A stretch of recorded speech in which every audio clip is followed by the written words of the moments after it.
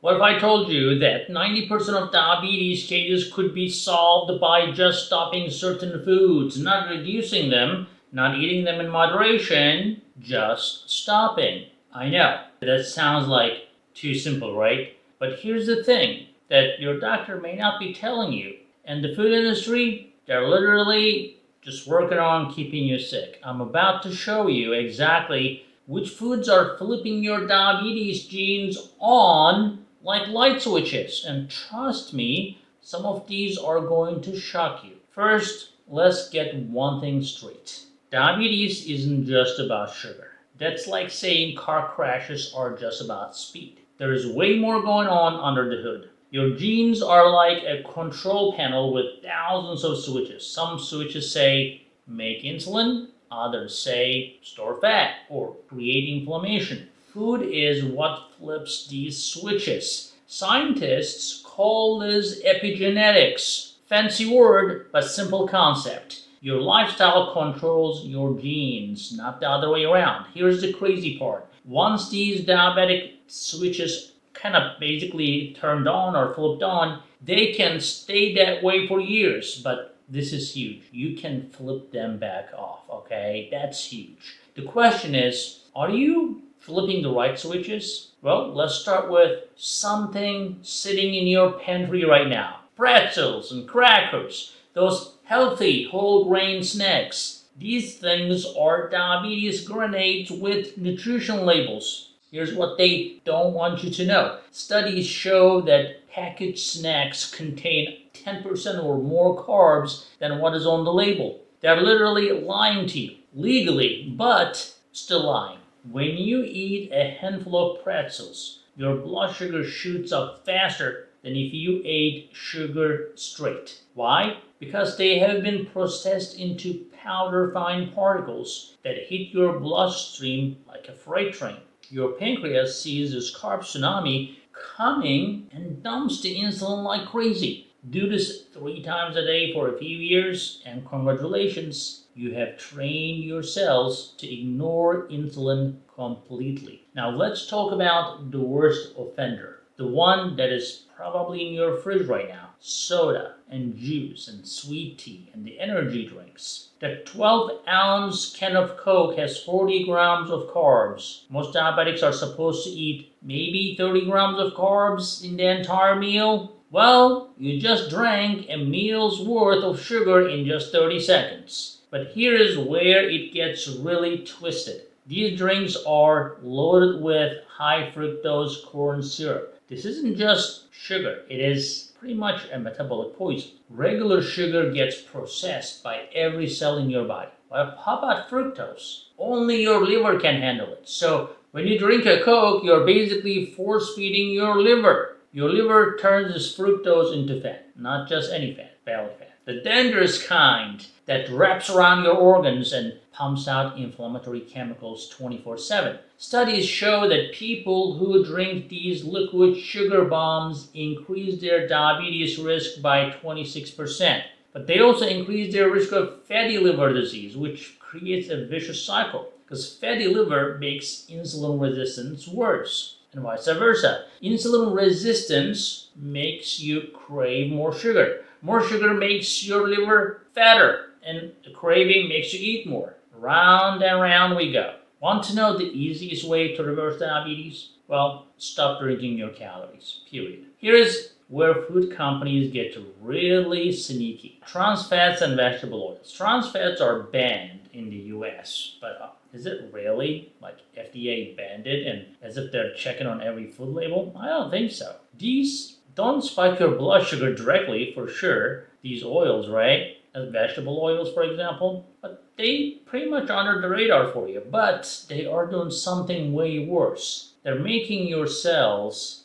deaf to the insulin. These vegetable oils are synthetic and refined, so your body has no idea what to do with them. And it has a lot of chemicals that are unwanted in them. So it stores them in your arteries or on your organs and in your cell membranes, whatever. When these oils get stuck in your cell membranes, it's like putting the wrong key in a lock. Insulin cannot get in. Your cells starve while your blood sugar stays high. Now, what are these hiding? Well, peanut butter, coffee creamer, frozen dinners, right? Now, let's go for the next villain here. White bread, white rice, white pasta. The unholy trinity of blood sugar chaos. These foods have been stripped of everything that might slow down their absorption. No fiber, no nutrients, just pure refined carbs that hit your bloodstream like a sugar sledgehammer. Here's something that will blow your mind. Researchers tested people with diabetes after they ate high carb meals. Their brain function actually decreased. These foods are literally making you dumb. In Turkey, they have a saying for someone acting slow. They call them breadhead. Now you know why. But wait, there is more. Even gluten-free pasta, right? Or the whole wheat instead of like the regular wheat, right? But they all spike your blood sugar, and even gluten-free pasta does the same thing. The problem isn't the gluten, it is the refined carbs. Your body processes a slice of whole wheat bread the same way it processes a candy bar. Don't believe me? Well, test your blood sugar an hour after eating each one. You'll be shocked. Let's talk about the most important meal of the day. The one that is probably destroying your metabolism before 9 a.m. Well, even the healthy stuff, healthy cereal. That bowl of granola has 44 grams of carbs and only 7 grams of protein, so your blood sugar shoots up like a rocket, then crashes like a meteor that, 2 hours later. This blood sugar roller coaster triggers something called reactive hypoglycemia. Your body overcompensates for the sugar spike by dumping too much insulin, and your blood sugar crashes below normal, and you feel shaky, hungry, craving more carbs. So you eat more cereal, or a muffin, or a bagel, and the cycle continues. Starting your day with cereal is like beginning a marathon by shooting yourself in the foot, literally. But what about the fruit? Fruit is healthy, right? Fresh fruit? Sure. Maybe in moderation. Dried fruit? Well, I would say that is candy with good marketing. Here's the math. Fresh grapes have 27 grams of carbs per cup. Raisins, which are just dried grapes, have 145 grams of carbohydrates per cup. Same fruit, but the dried version has 4 times the carb content. Now, when you remove the water from fruit, you concentrate everything, including the sugar. A handful of raisins hit your blood sugar harder than a candy bar. Now, a lot of people love the snack trail mix, right? I would call it more like a diabetes mix instead of a trail mix. Your morning coffee ritual might be also sabotaging your entire day. Think about Starbucks caramel macchiato. It's not a coffee, it's a milkshake in disguise. 16 ounces contain 60 grams of carbs. You might just as well eat 3 slices of bread for breakfast. But here's the really messed up part. Your brain does not register liquid calories the same way it registers the solid food. When you eat 300 calories of food, you feel full. When you drink 300 calories, you're still hungry. So you drink your sugary coffee, your blood sugar spikes. You crash 2 hours later, and then you eat lunch on top of it. Double whammy. Plain coffee is actually good for you, but studies show it can reduce the diabetes risk. We know that. But the moment you add flavored syrups and whipped cream, you have turned medicine into poison. A reminder though, if you're already a diabetic, coffee can spike your blood sugar. It's very common in type 1 diabetics, but we see in type 2 diabetics as well when they are very insulin resistant. So prior to developing diabetes, coffee actually trains your body to prevent diabetes. But once you become diabetic, then coffee is not the easiest thing to deal with. French fries. They aren't just high in carbs, right? They are high in something way worse. Remember we talked about oils? When you deep fry food at high temperatures, especially in these horrible oils, you create compounds called glycation end products and aldehydes. These are basically inflammatory chemicals that your body has no idea how to process. And these compounds trigger inflammation throughout your entire body. They damage your blood vessels, your organs, and your DNA. Studies link high intake of fried foods to heart disease, right? Cancer, the accelerated aging. A medium order of fries has 35 grams of carbs and only 2 grams of fiber. But the real damage comes from those inflammatory compounds in that oil that they fry. Do you want a better option? Well, sweet potatoes. But here's the trick. Boil them. Don't fry them. When you boil sweet potatoes for 30 minutes, their glycemic index drops to 46. Boil them for only 8 minutes. It's going to jump up to 61. Now, time matters, and temperature matters, and the method matters. Walk down the yogurt aisle, and you will see health claims everywhere. Probiotic, low-fat, natural.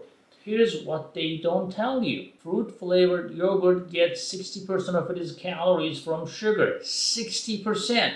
That is, healthy strawberry yogurt has basically more sugar than ice cream. At least ice cream does not pretend to be healthy, right? Even frozen yogurt, the healthy alternative to ice cream, often contains more sugar than actual ice cream. Your gut bacteria does not really care about marketing claims. They just see the sugar. And sugar feeds the bad bacteria while starving the good ones.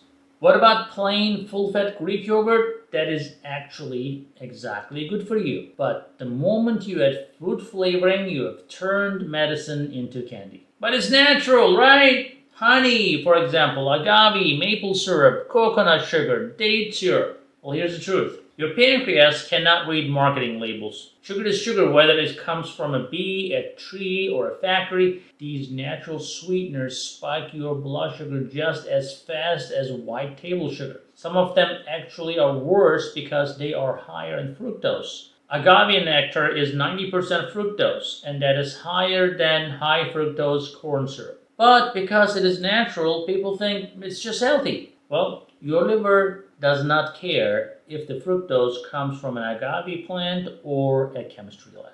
It still gets turned into fat, period. And here's what's really happening every time you eat these foods, because you're sending your signals, remember? The signals to your DNA? You're telling your genes to activate the inflammatory pathways, insulin resistance mechanisms, and fat storage programs. They all get turned on. Your genes are a loaded gun, but these foods are pulling the trigger. What's the good news? You can flip those genetic switches back. Stop eating these metabolic landmines and watch your body remember how to be healthy again. This is not about perfection. It's about understanding that the food is information. And right now, you might be sending your genes the wrong message. Time to change that conversation because your life depends on it. See you later.